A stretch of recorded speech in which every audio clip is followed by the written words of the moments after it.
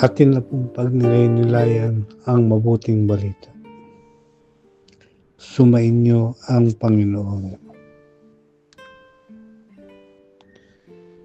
Ang mabuting balita ng Panginoon ayon kay San Juan.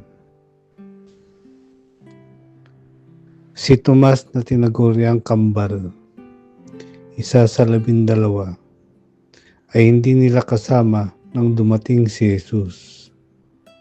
Kaya't sinabi sa kanya ng ibang alagad, "Nakita namin ang Panginoon."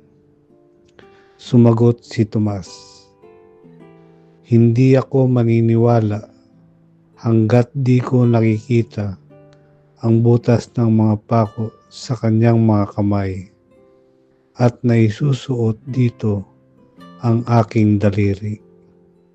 At hangga't hindi ko naipapasok ang aking kamay sa kanyang tagiliran."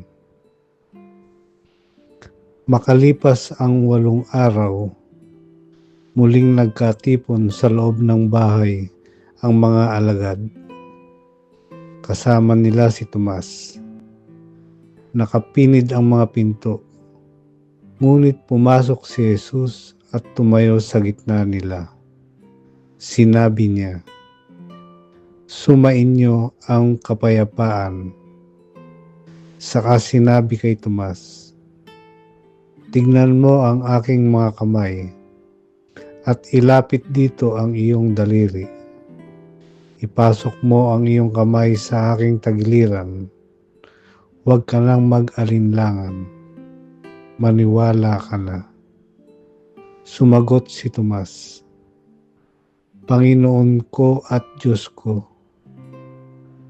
Sinabi sa kanya ni Jesus, "Naniniwala ka na ba sapagkat nakita mo ako?